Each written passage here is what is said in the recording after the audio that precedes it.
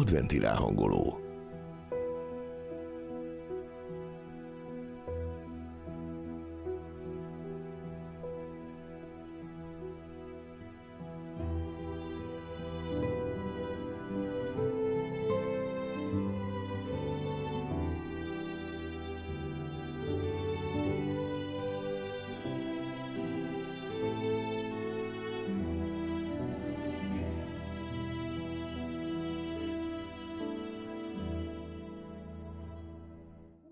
Dicsértessék a Jézus Krisztus!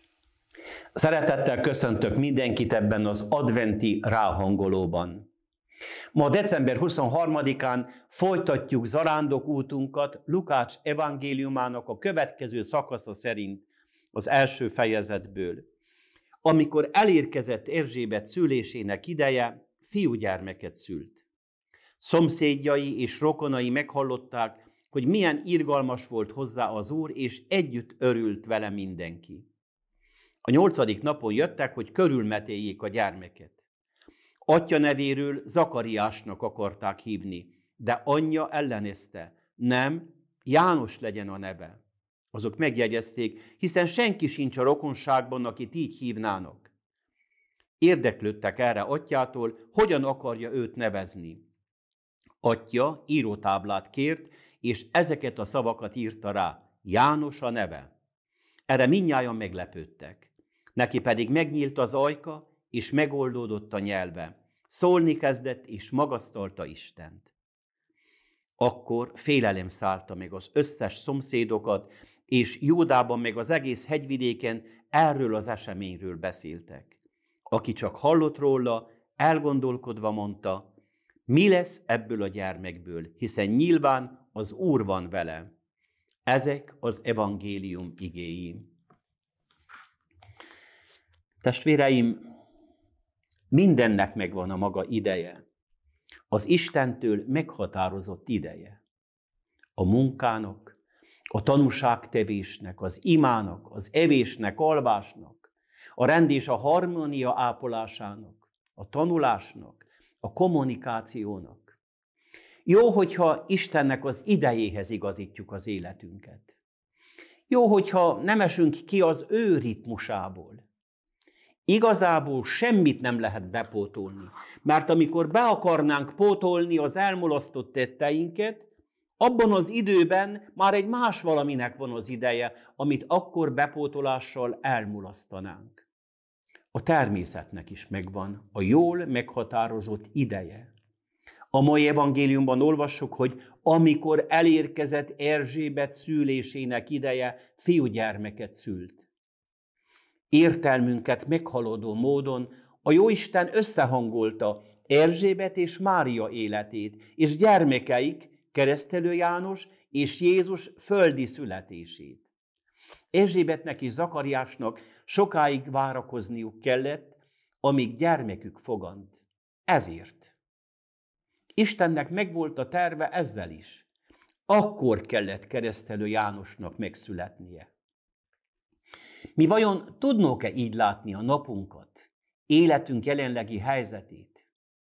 Istennek sokszor értelmünket meghaladó módon terve van velünk, terve van a várakozásainkkal, a kudarcainkkal, egészségünkkel, betegségeinkkel, egész életünkkel. Nézzünk egy kicsit a munkánkra, a családunkra, egészségünkre. Istennek terve van ezekkel, terve van velünk, megbízhatunk benne. Simuljunk hozzá az ő jelen akaratához, ahhoz, amit ő éppen most kér tőlünk. Isten jelen akarata, ahogy Chiara Lubich mondja, olyan, mint a vonat. Elég felszállni rá, és a célba visz. Nem kell rajta futkorászni, előre-hátra szaladni, kapkodni. Ugyanígy elég, ha minden pillanatban tesszük Isten jelen akaratát. Életünk célba jut.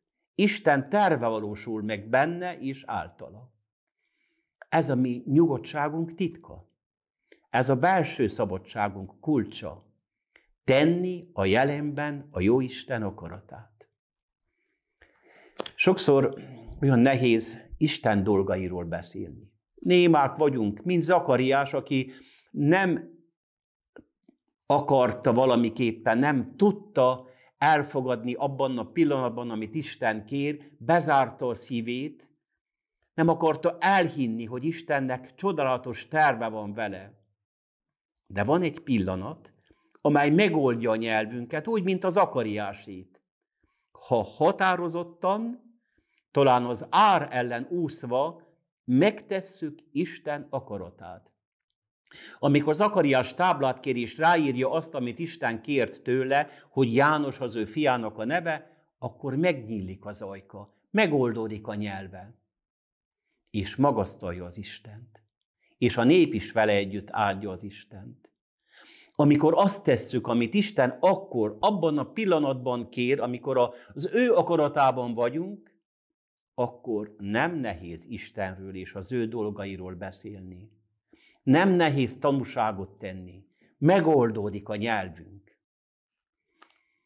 A mi tanúságunk Isten irgalmáról szól.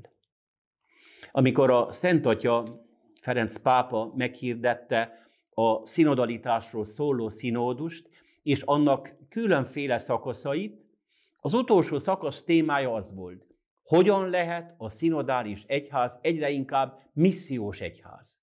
Aztán, ahogy teltek a hetek, a hónapok, a Szent Atya újra és újra hozzátett még egy szót. Hogyan lehet a szinodális egyház missziós és irgalmas?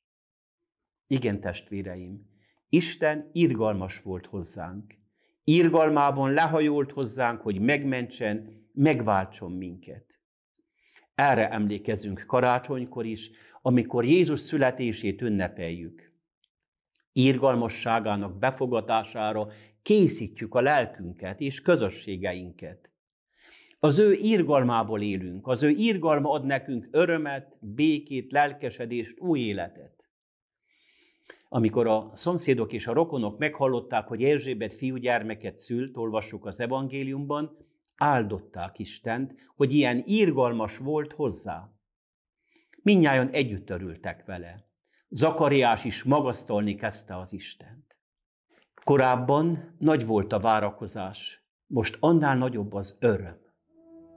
A Jóisten előbb-utóbb megmutatja az ő irgalmas jóságát azoknak, akik nem szűnnek meg bízni benne. Néha megváltoztatja a gondolkodásunkat. Nem azt adja, amit kértünk, hanem azt, aminek igazán örülni tudunk, mert az ő kezéből fogadjuk. Ma különösen is, testvéreim, simuljunk hozzá a Jóisten számunkra elgondolt, számunkra megengedett akaratához. Ez fog előre vinni abba az irányba, amilyen irányba mennünk kell.